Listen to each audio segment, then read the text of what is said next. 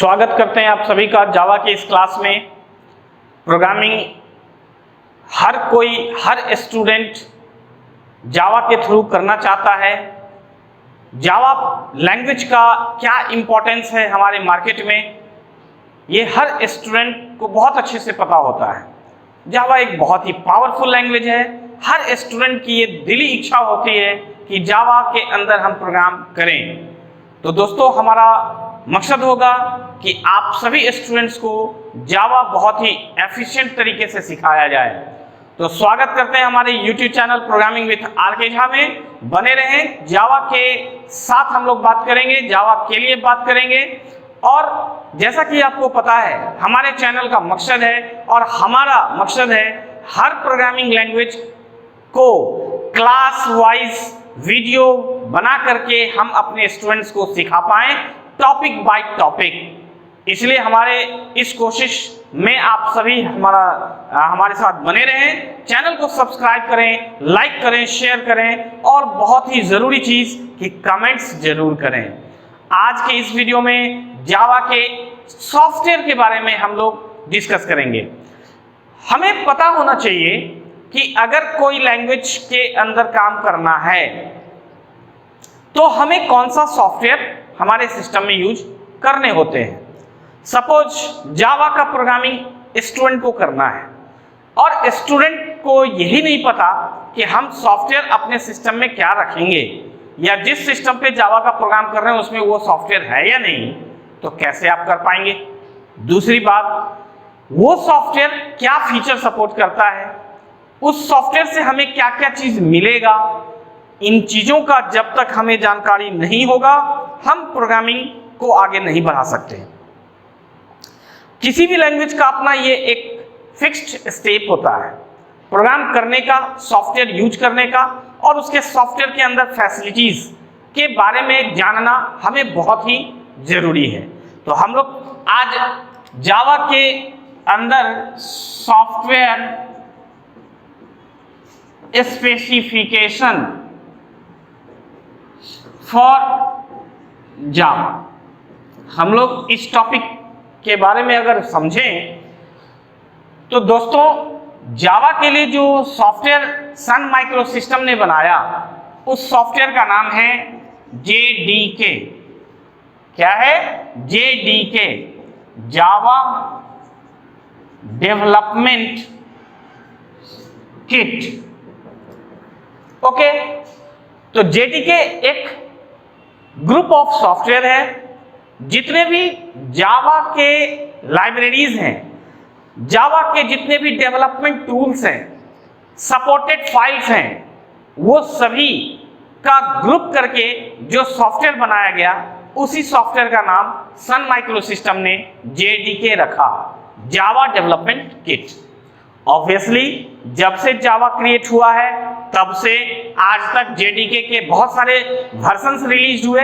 सबसे पहला JDK 1.0, और इस तरह से बढ़ते बढ़ते बढ़ते बढ़ते आज के डेट में आपके पास बहुत सारे वर्जन्स अवेलेबल हैं। 10 और 11 तक आपको JDK मिलेंगे। तो ऑब्वियसली जब जैसे जैसे स्टूडेंट्स आगे बढ़ते हैं, जिस एरा में काम करते हैं, उस समय का जो लेटेस्ट वर्जन सॉफ्टवेयर का होता है वो सॉफ्टवेयर वही वर्जन वो यूज करना चाहते हैं। तो JDK का आप लेटेस्ट वर्जन को आप यूज करें, लेकिन कॉन्सेप्ट सबके लिए सेम होता है। न्यू वर्जन्स जब भी कुछ आते हैं उसमें प्रीवियस सारे फैसिलिटीज तो ऑलरेडी होते ही हैं, साथ ही साथ उसमें एक्स्ट्रा फैसिलिटीज को ऐड कर दिया जाता है। तो हम लोग JDK को यूज करेंगे जावा के प्रोग्रामिंग के लिए, ये हमने बात कर ली। JDK सॉफ्टवेयर को सर्च करना है और उसे हमें अपने सिस्टम में इंस्टॉल करना है।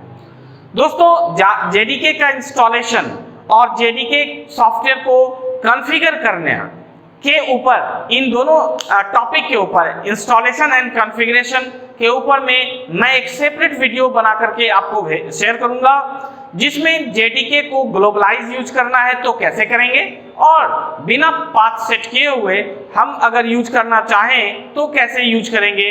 इन सभी चीजों को हम एक सेपरेट वीडियो में आपको बताएंगे।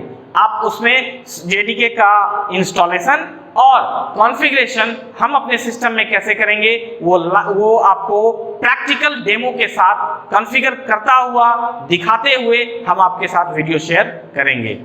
उसके लिए सेपरेट वीडियो शेयर किया जाएगा। जेडीके की बात अब करें, हम जब इसे इंस्टॉल करेंगे तो इसके इंस्टॉलेशन के दौरान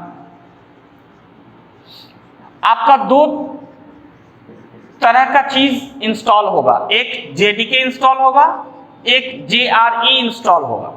ओके, वर्जन्स कोई भी हो, जेडीके इंस्टॉल होगा, जेआरई इंस्टॉल होगा।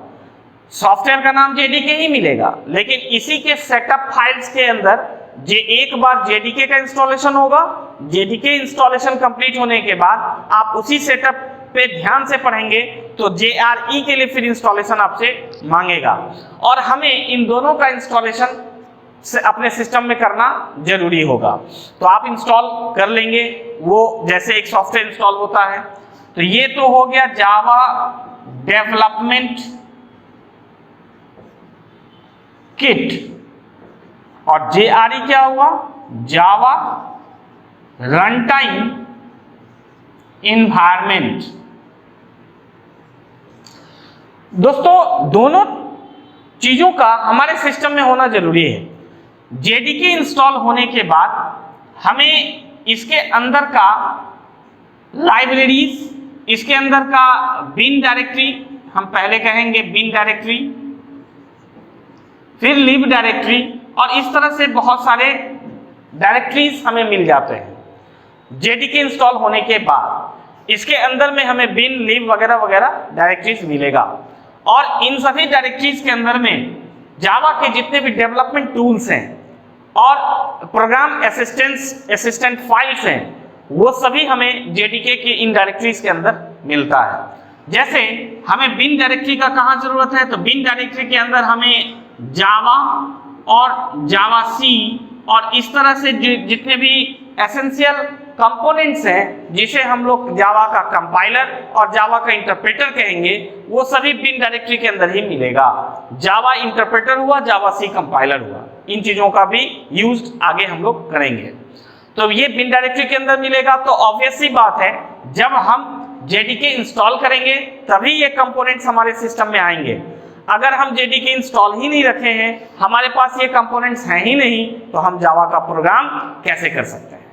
ओके, तो इसीलिए ये इंस्टॉलेशन होना चाहिए। दूसरी बात, जेआरई जब इंस्टॉल रहेगा आपके सिस्टम में तो जेआरई ही जेवीएम को क्रिएट करता है। जेवीएम हुआ जावा वर्चुअल मशीन। ये ऐसे टूल्स हैं जो जावा के प्रोग्राम को रन करने में असिस्टेंट करता है।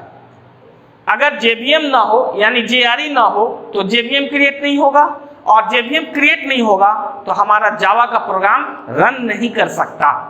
तो हम ऐसा कह सकते हैं कि जावा के प्रोग्राम को हमारे सिस्टम में एग्जीक्यूट होने के लिए, राइट, कंपाइल एंड एग्जीक्यूट, ये 3 स्टेप होने के लिए हमारे पास जेडीके और जेआरई इन दोनों का इंस्टॉलेशन होना जरूरी है, और ये दोनों हमें जेडीके सॉफ्टवेयर के थ्रू ही इंस्टॉलेशंस मिलेंगे। ओके, अब हम लोग अगर इसके इंस्टॉलेशन पाथ को देखें तो दोस्तों ये दोनों बाय डिफॉल्ट पाथ जो होता है, बाय डिफॉल्ट पाथ क्या होता है, जब आप जेडीके इंस्टॉल करेंगे तो ये कहां इंस्टॉल होगा, तो ये आपके सी ड्राइव यानी ऑपरेटिंग सिस्टम का जो ड्राइव होता है उसके अंदर प्रोग्राम फाइल्स के अंदर जावा नाम का एक फोल्डर यानी डायरेक्टरी अपने आप क्रिएट हो जाएगा। जब तक जेडीके इंस्टॉल नहीं है तब तक प्रोग्राम फाइल्स के अंदर जावा डायरेक्टरी नहीं दिखेगा, नहीं मिलेगा।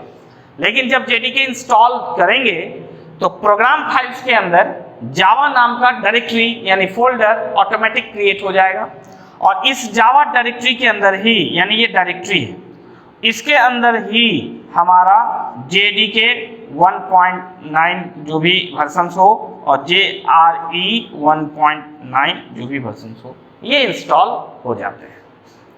ओके, तो इस तरह से हमने देखा कि जब जावा को यूज करना हो तो हमें कौन सा सॉफ्टवेयर तलाश करना है और हमें अपने सिस्टम में उसे रखना होगा।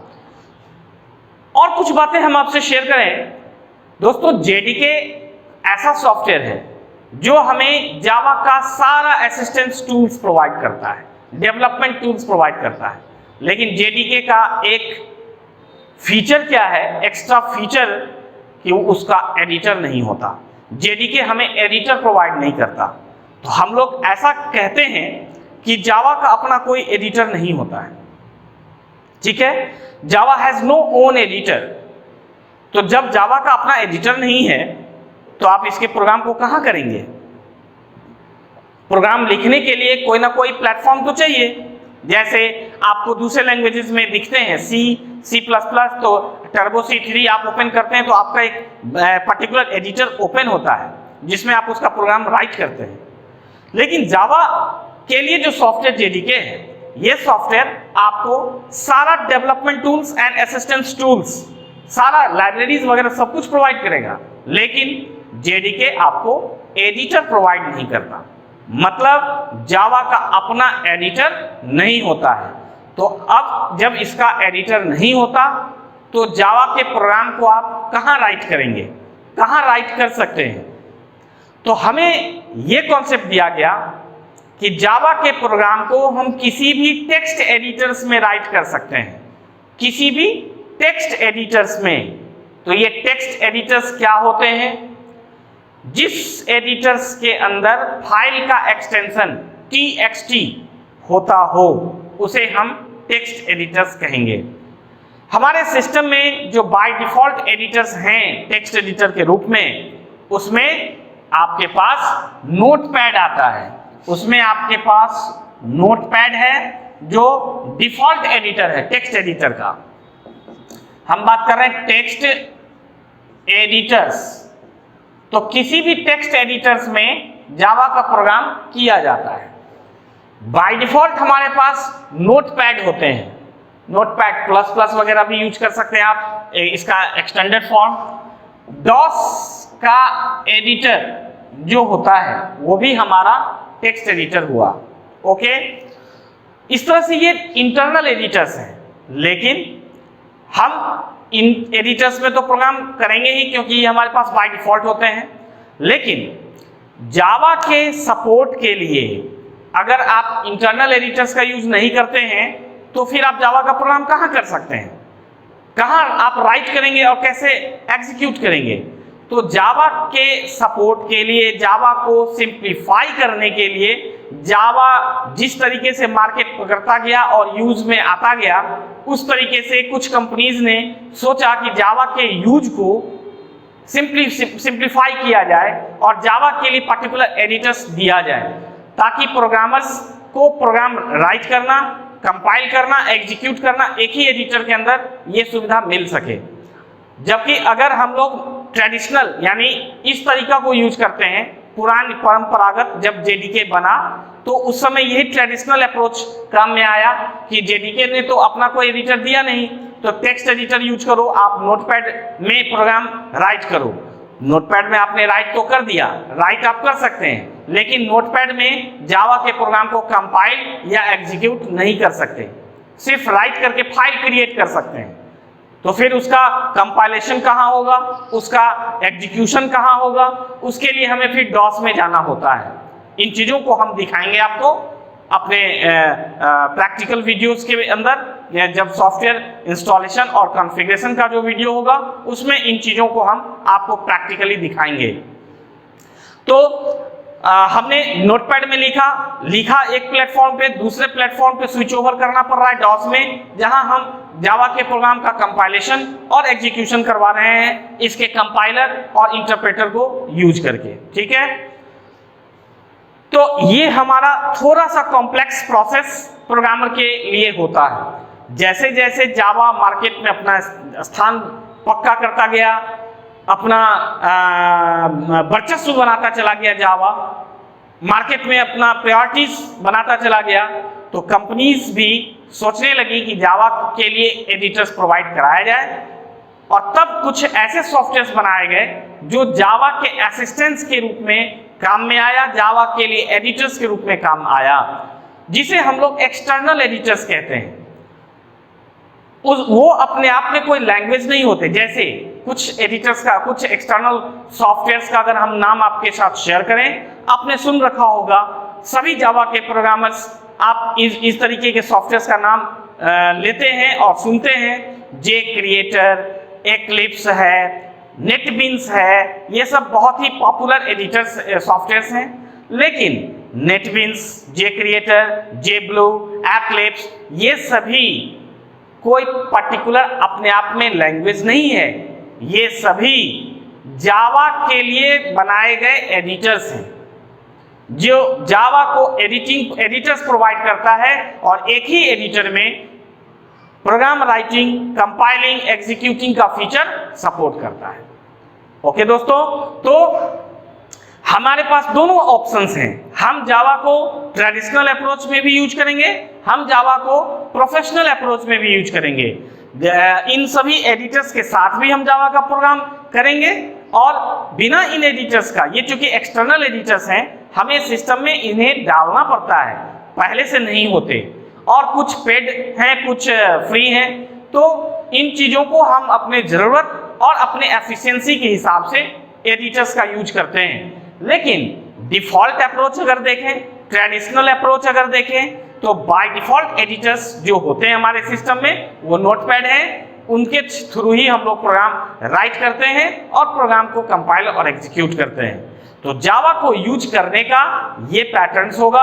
हर चीज आपके साथ हम लोग शेयर करेंगे, बात करेंगे, देखेंगे। आपके अपने कॉन्फिडेंस के लिए स्टार्टिंग प्रोग्राम्स आप डिफॉल्ट एडिटर्स के थ्रू ही करेंगे। ओके, ताकि आप पहले जावा के साथ फैमिलियर हो जाएं। जब आप जावा के साथ फैमिलियर हो जाएंगे, तब आप इसके एक्सटर्नल एडिटर्स को भी यूज करके इसके ऊपर काम करेंगे। तो उम्मीद है दोस्तों कि आज जावा के सॉफ्टवेयर स्पेसिफिकेशन टॉपिक में हमने जावा के सॉफ्टवेयर के बारे में बात की, इसके इंस्टॉलेशंस और इसके यूज के बारे में हमने बात किया, इसके एडिटर्स के ऊपर हम लोगों ने डिस्कशन किया, है ना, कैसे इसका अपना एडिटर ना होते हुए भी कैसे हम इसके प्रोग्राम को राइट करके कहां से यूज करते हैं। इन सभी टॉपिक्स के बारे में हमने इस वीडियो में चर्चा किया है। उम्मीद है कि आज के इस वीडियो से जावा के बारे में समझने में और यूज करने में आपको बहुत ज्यादा आसानी होगा, है ना, आपके लिए हेल्पफुल होगा। तो बने रहे हमारे वीडियोज के साथ, हर वीडियोज के साथ आप अपना समय जरूर दें, ताकि हर टॉपिक के बारे में आपका एक्सप्लेनेशन क्लियर हो सके। नेक्स्ट वीडियो में हम लोग जावा के ऊपर नेक्स्ट टॉपिक पे बात करेंगे, जिसमें जावा के प्रोग्राम का आर्किटेक्चर समझेंगे, है ना, जावा कैसे आर्किटेक्चर इंडिपेंडेंट, प्लेटफॉर्म इंडिपेंडेंट हो जाता है, किसी भी ऑपरेटिंग सिस्टम पे, किसी भी आर्किटेक्ट सॉफ्टवेयर और हार्डवेयर आर्किटेक्चर पे जावा कैसे इंडिपेंडेंटली रोल प्ले करता है, जो कि इसका मोस्ट इंपॉर्टेंट फीचर है। इस टॉपिक पे हम लोग नेक्स्ट वीडियो में बात करेंगे। बने रहे हमारे साथ, हमारे हर वीडियोस के साथ। मिलते हैं हम लोग नेक्स्ट वीडियो में। लाइक करें, शेयर करें, कमेंट करें और सबसे जरूरी सब्सक्राइब करें, बेल आइकन क्लिक करें। मिलते हैं नेक्स्ट वीडियो में। इस वीडियो से विदा लेते हुए नमस्कार।